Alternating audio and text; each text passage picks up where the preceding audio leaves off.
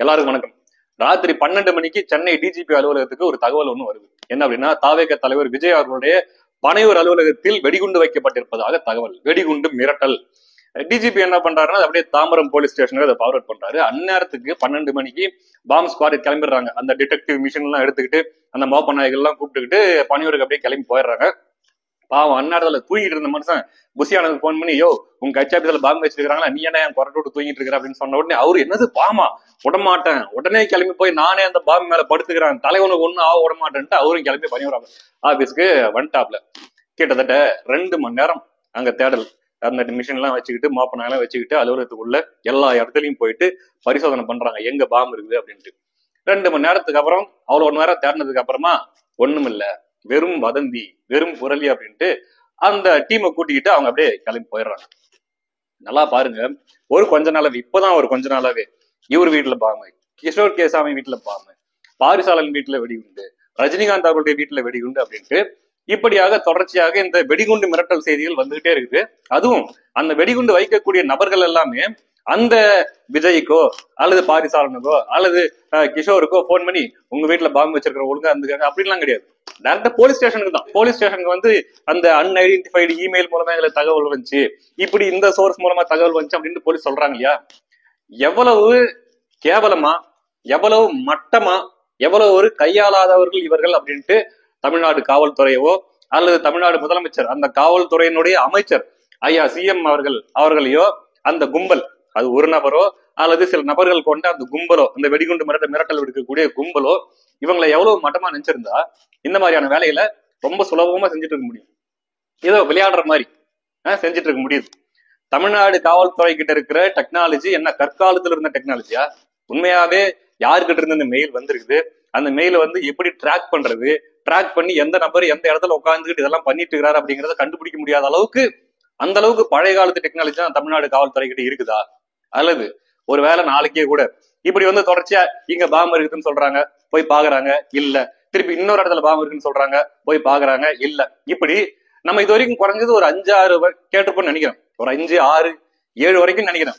இத்தனை பேர் வீட்டுல பாம்பு இருக்குன்னு சொல்லி போலீஸும் பின்னாடியே ஓடி போய் இதெல்லாம் உண்மையாவே பாக்குறவங்களுக்கு ஒரு சந்தேகத்தை ஏற்படுத்துமா ஏற்படுத்தாதா? முதல் விஷயம், உண்மையாவே போலீஸ் வந்து அங்க பாம்பு இருக்குதுன்னு நம்பி ஒரு இடத்துக்கும் போறாங்க, ஆனா இல்ல, நாளைக்கு உண்மையாவே ஏதாவது ஒரு இடத்துல பாம்பு வச்சிருந்து இதே மாதிரி தகவல் சொல்றான் போலீஸ் ஸ்டேஷன் இந்த இடத்துல பாம்பு வச்சிருக்கிறேன் அப்படின்ட்டு ஒருத்தர் தகவல் சொல்றான்னு வச்சுக்கோங்க. போலீஸுடைய உளவியல் என்னவா மாறும்? அப்படிதான்டா சொல்லுவாங்க. போய் பார்த்தா அங்க இருக்குமோ இருக்காதோ அப்படின்ற ஒரு சந்தேகமும், அது ஒரு என்ன சொல்றது, ஒரு துரிதமா அதுக்கு நடவடிக்கை எடுக்கணும் அப்படின்ற அந்த ஒரு உந்துதல் வந்து குறைஞ்சு அப்படிப்பட்ட ஒரு சூழ்நிலை உளவியல் போலீஸுக்கு வருதுன்னு வச்சுங்களேன்.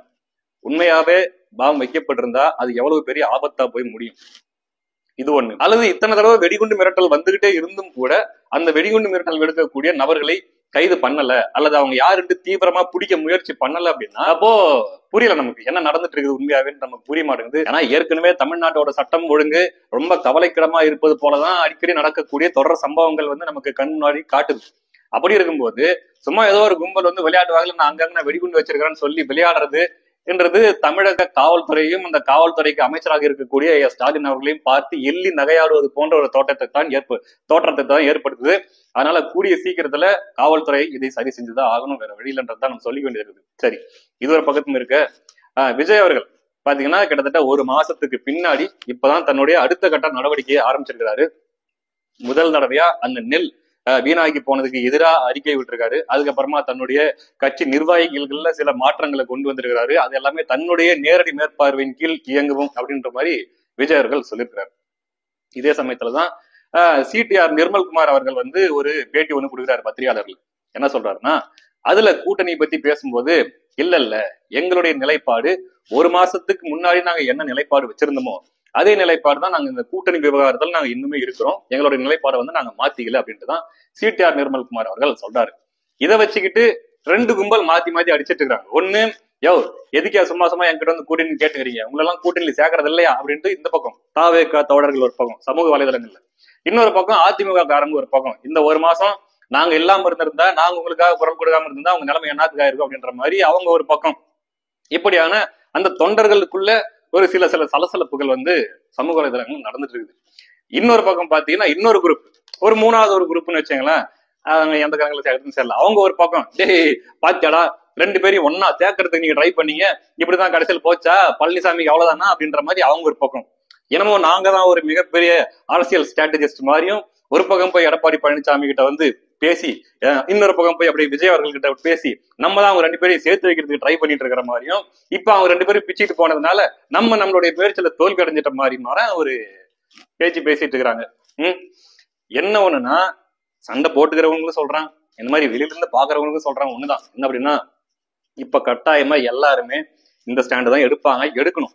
ஏன்னா எல்லா கட்சியும், அதாவது அதிமுக தாவேகான்ட்டு இல்ல, திமுக கட்சியும் சரி, திமுக இருக்கக்கூடிய கூட்டணி கட்சிகளும் சரி, இன்னும் 2 மாசத்துக்கு தேர்தல் கிட்டத்தட்ட ஜனவரி பாதி அந்த நிலை இடத்துக்கு வர்ற வரைக்குமே எப்படி போகுது, தமிழ்நாட்டுடைய அரசியல் போக்கு எப்படி போகுது, அதிமுகவுக்குள்ள இன்னும் என்னென்ன மாற்றங்கள் எல்லாம் உருவாக போகுது, தாவேகாவுடைய அரசியல் இப்ப அடுத்தடுத்து அவங்க செய்ய போற அரசியல் எப்படி முழு வீச்சா செய்யறாங்களா, மக்களுக்கு இவங்க மேல ஒரு மிகப்பெரிய நம்பிக்கை வர்ற மாதிரி, அல்லாது இவங்களுக்கு ஓட்டு போட்டா இவங்க ஜெயிச்சிருவாங்க அப்படின்ற நம்பிக்கை மக்களுக்கு வர்ற அளவுக்கு திமுக எதிர்த்து ரொம்ப சாலிடான அரசியல் பண்ணுவாங்களா அப்படின்றத எல்லாரும் பார்க்கத்தான் செய்வாங்க. அதே மாதிரி அந்த திமுக இருக்கக்கூடிய கூட்டணி கட்சிகளும் இதை பார்ப்பாங்க.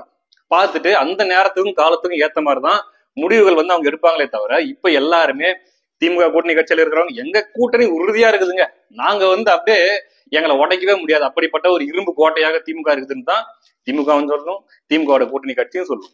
அதிமுக என்ன சொல்லும், எங்களுக்கு மிகப்பெரிய பிரம்மாண்ட கட்சிகள்லாம் எங்களுக்கு கூட்டணி வரப்போகுது, நாங்க ஒரு மிகப்பெரிய கூட்டணி அமைத்து திமுகவை வீட்டுக்கு அனுப்புவோம் அப்படின்ட்டு அதிமுகவும் சொல்லும். தாவேகாவும் நாங்க எங்க தலைமையில கூட்டணி அமைச்சு நாங்க திமுகவை வீழ்த்துவோம் அப்படின்ட்டு அப்படித்தான் சொல்லுவாங்க.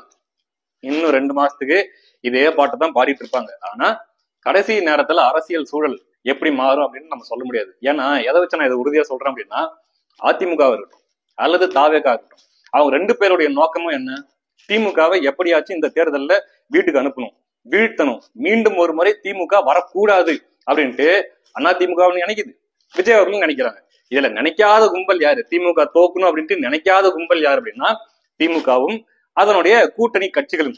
அதாவது கூட்டணி கட்சிகள்னா கூட்டணியில் அங்கம் வகிக்கக்கூடிய கூட்டணி கட்சிகள், மேலும் கூட்டணியில் அங்கம் வகிக்காத கூட்டணி கட்சிகள்.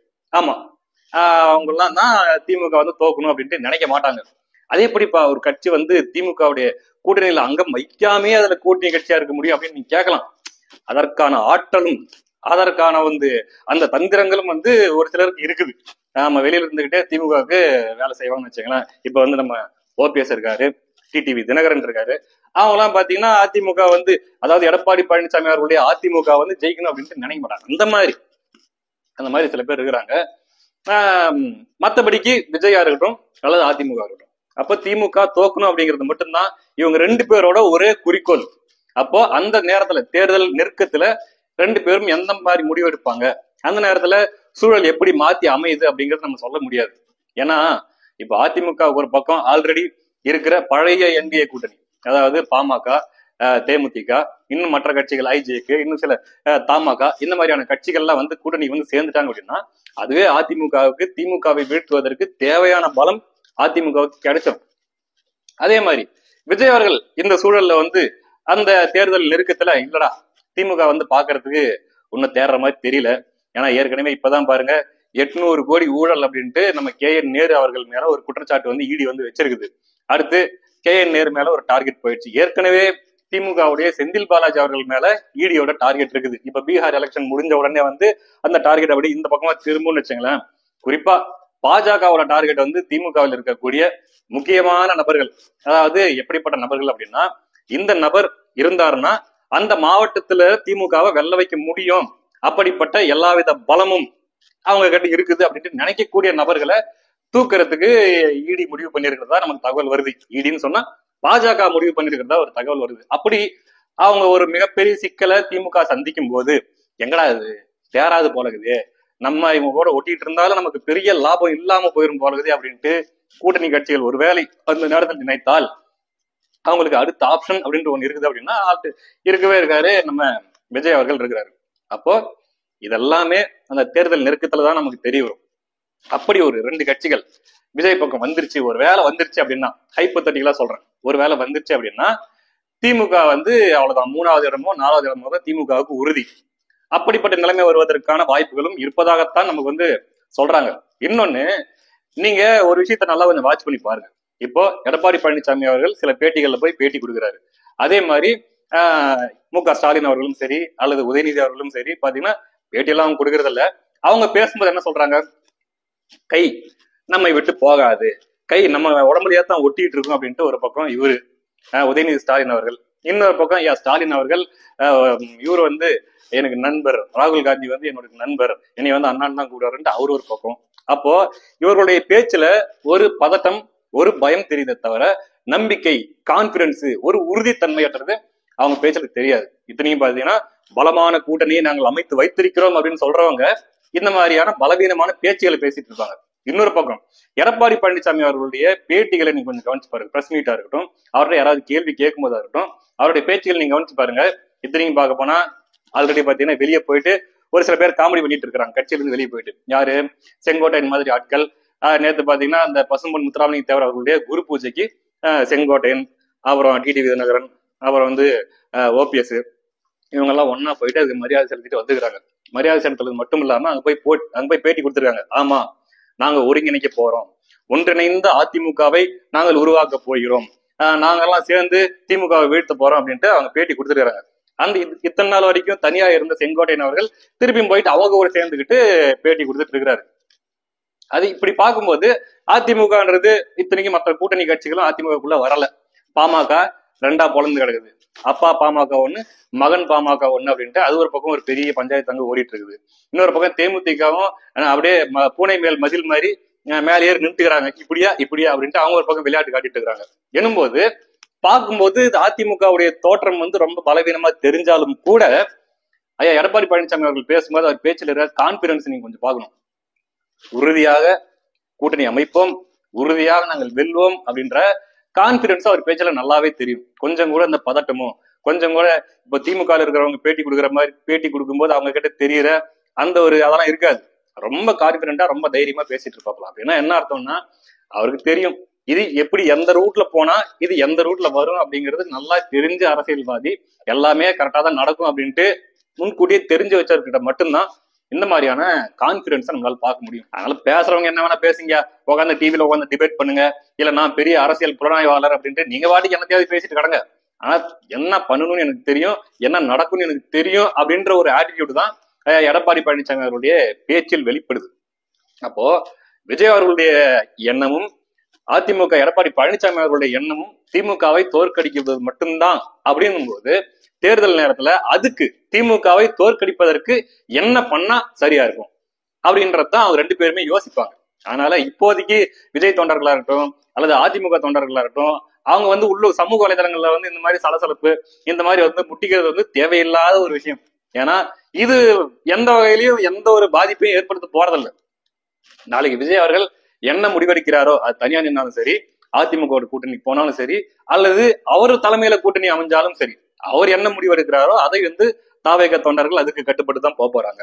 அதே மாதிரி அதிமுக தலைமை நாளைக்கு வந்து கூட்டணி எப்படி அமையுதோ அதுக்கேற்ற மாதிரிதான் அவங்க வந்து தொண்டர்கள் வந்து கட்டுப்பட்டு போறாங்க. அப்படின்னும் போது இப்ப போட்டுட்டு இருக்கிற இந்த மாதிரியான வாக்குவாதங்கள்லாம் தேவையில்லாதன்னு நினைக்கிறேன். ஒரு உதாரணத்துக்கு சொல்லணும் அப்படின்னா, போன தேர்தல் 2024 தேர்தலுக்கு கூட்டணி அறிவிக்கிறதுக்கு முன்னாடி வரைக்குமே பாத்தீங்கன்னா பாமக தொண்டர்களும் பாஜக தொண்டர்களும் கட்டுமையா மோதிட்டு இருந்தாங்க. ரெண்டு பேரும் இவன் அவங்க மாத்தி இவன் சங்கின்னு திட்டுறது, அவனை மாங்கான்னு திட்டுறது, கடுமையான சண்டை.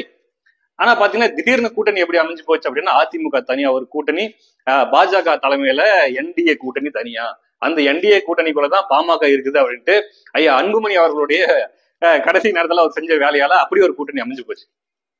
அந்த செகண்ட் இருந்து பாத்தீங்கன்னா அப்படியே சமூக வலைதளங்கள்ல ஒரு மாற்றம். ஒரு கொஞ்ச நேரம் கடுமையான அமைதி, ரெண்டு தரப்புலையுமே, பாஜக தரப்புலையும் அமைதி, பாமக தரப்புலையும் அமைதி. அப்புறம் சும்மா லேசா உரசல்கள். அதுக்கப்புறம் பாத்தீங்கன்னா ஒரு 4-5 நாள்ல எல்லாம் ஒண்ணுக்குள்ள ஒண்ணு ஆயிட்டாங்கன்னு வச்சுங்களேன். அவங்க கூட்டணி அவங்க வேலையை பார்க்க ஆரம்பிச்சிட்டாங்க. ஆனா இப்போ சொல்றாங்க கூட்டணி மட்டும்தான் அப்படி வச்சிருக்கிறமே தவிர இன்னைக்கு அவங்களுக்கு எங்களுக்கு ஆவாதுன்னு தான் சொல்றாங்க.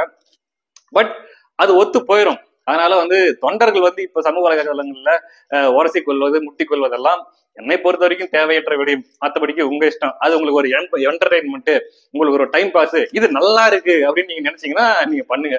பட் தேர்தல் நேரத்துல வந்து எது எப்படி வேணாலும் மாறுறதுக்கான வாய்ப்பு இருக்குது. ஆனா ஒரே முடிவாக விஜய் அவர்களும் எடப்பாடி பழனிசாமி அவர்களும் திமுகவை வீழ்த்துவதுதான் அப்படின்ற முடிவில் இருக்கிறாங்கன்றது மட்டும் உறுதி. அதுக்கேற்ற மாதிரிதான் அவருடைய அரசியல் நகர்வுகளும் இருக்க போகுது அப்படின்றதும் உறுதி. கடைசி நேரத்துல திமுக ஆட்டம் காணும், அந்த பாஜகவுடைய அந்த நெருக்கடிகளால் திமுக ஆட்டம் காண போவதும் உறுதி. அடுத்தடுத்து என்ன நடக்குதுன்னு பார்ப்போம். அடுத்த காலையில சந்திக்கலாம். நன்றி.